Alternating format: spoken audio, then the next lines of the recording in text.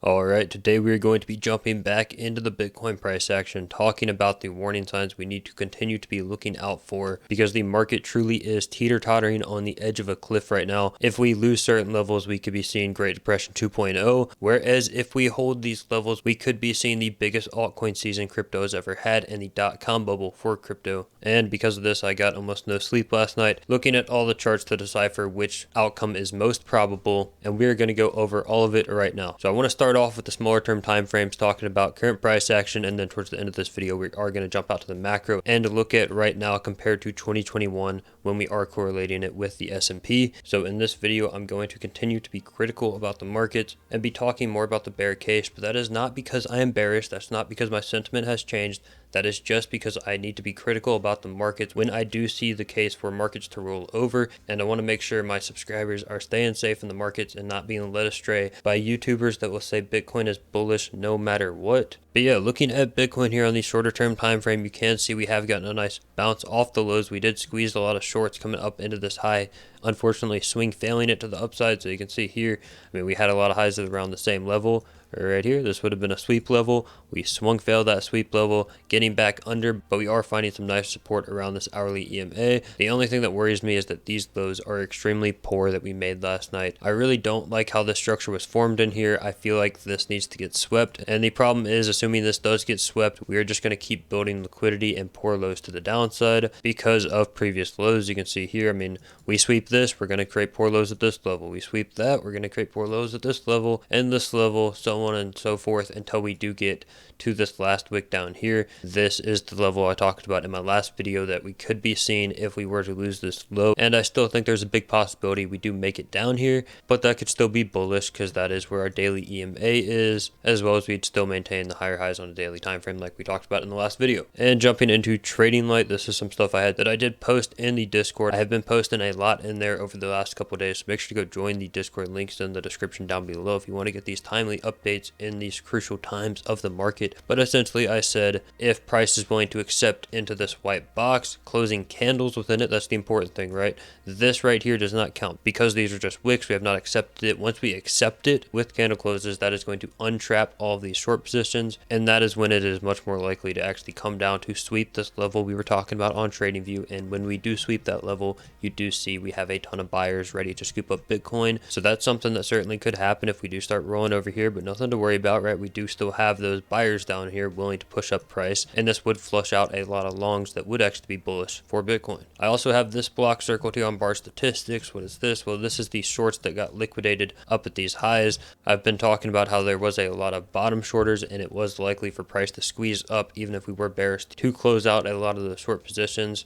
We have partially done that. This is over 200 Bitcoin in short liquidations right up here at the highs, but that is certainly not all the shorts that are trapped right now, and that is why if we are able to hold above this line right here, we still have that feel ready to be squeezed to the upside from those shorts that are not closed out of the market yet. This is something else I posted in the Discord last night. What you are seeing is aggregated order flow from multiple exchanges on USDTM and CoinM margin contracts. The majority of the time your whales and smart money are going to be trading off coin margin contracts versus your retail that trades in USDT. So as you can see here, price had slightly higher highs, whereas Binance open interest was going up, CVD was going down, indicating that shorts were opening. We are seeing those shorts also being opened on Bybit and an aggregation of the rest of the exchanges. Whereas on all of your CoinM contracts on those same exchanges, we are seeing open interest trend down during these lows, which means they are closing out their shorts, taking that profit. So I went ahead and posted this in the Discord. I said if we were able to make a higher high and then a higher low coming in here,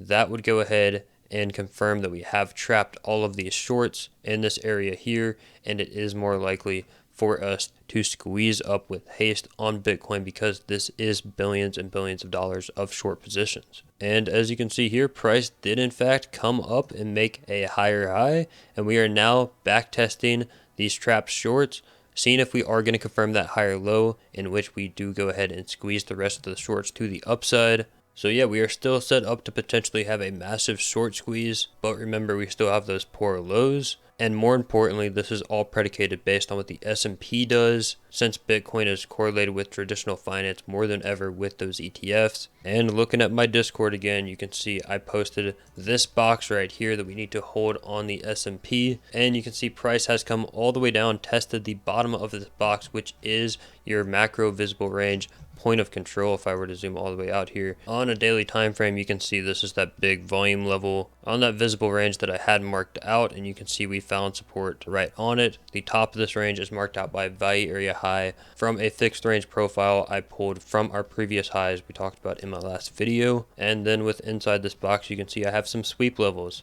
So these lows back here were poor, so coming down to sweep this was extremely bullish. But it seems S&P likes to act similar to Bitcoin in the fact that your first grab of liquidity is not your first low, and we did in fact go ahead and sweep the sweep, and now is where we get into us being at such a critical point. We really want to see the S&P now close above the secondary sweep level, at least by I'd say the end of the week, and we should not be making any lower lows, losing that point of control. So yeah, it's a very crucial time in markets right now because of how good this high was back here, but we are holding support very nicely in here. And there's also that case that like, hey, this could be your macro top for the S&P, but that doesn't mean we have to just plummet falling knife immediately. There is actually a lot of liquidity now built behind these highs because we never swept this level. This was an easy short at the golden pocket.